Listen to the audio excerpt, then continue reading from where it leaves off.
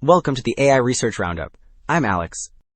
Today we are looking at a paper trending on X, published on December 9th, 2025, about 3 days ago. It lays out a concrete blueprint for turning fragile agentic AI demos into production-grade workflows, with a structured lifecycle and 9 best practices that make multi-agent systems more reliable, observable, and aligned with responsible AI. The paper is titled A Practical Guide for Designing, Developing, and Deploying Production-Grade Agentic AI Workflows. And as we will see later, the implications for anyone trying to deploy real agent workflows in the wild are quite significant. Alright, Figure 1 contrasts a simple human-to-model chat with a more autonomous agent workflow. The top row shows a person crafting a prompt and sending it directly to the large language model, which is the classic one-shot interaction. The bottom row shows an AI agent instead, which prepares the same kind of prompt and sends it on its own, so the agent can keep interacting and acting without a human in the loop every time. So, Figure 2 turns that simple agent idea into a full production pipeline. Figure 2 shows a chain of agents running from web search, topic filtering, and web scraping, down to podcast script generation, and a reasoning agent that reconciles multiple drafts. The bottom right PR agent then publishes the final content as a GitHub pull request. On the left, separate agents handle audio and video script generation, and a VO3 and text-to-speech agent turns scripts into finished media.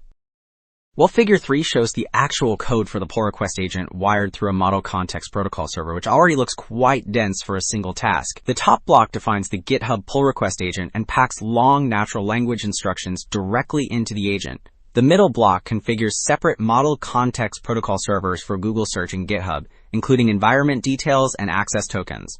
The bottom block wires these servers into the workflow and triggers the agent, illustrating how many moving parts this design must coordinate just to open one pull request.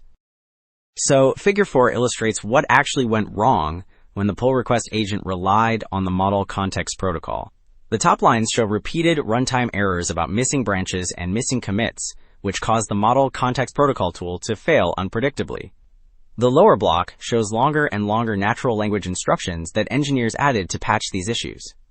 The figure makes the point that each fix increased agent complexity while still not delivering fully stable behavior. Alright.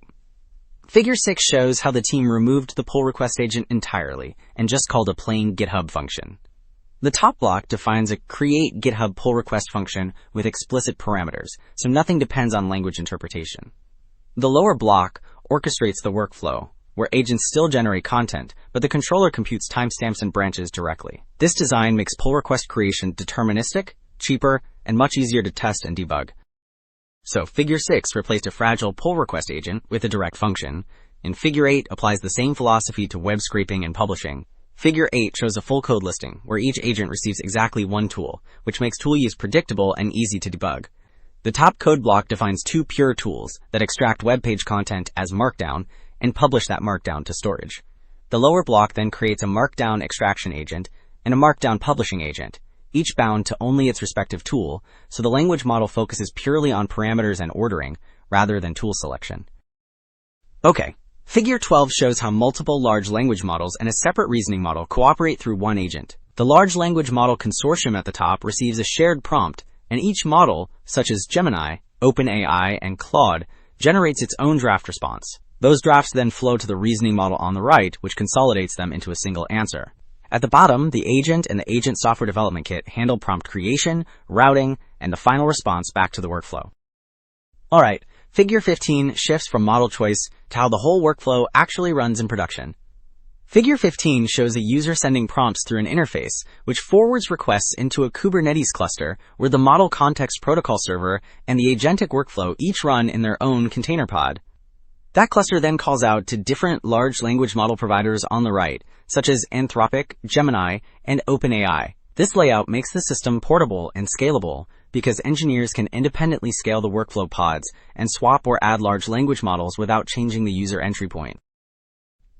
In the end, the big message is that disciplined engineering, things like single responsibility agents, pure function tools, and clean orchestration, turns flashy demos into dependable agent workflows. Pairing that with diverse model consortiums points towards safer, more robust autonomy in real products. That is it for this episode of AI Research Roundup. I am Alex. Thanks for listening.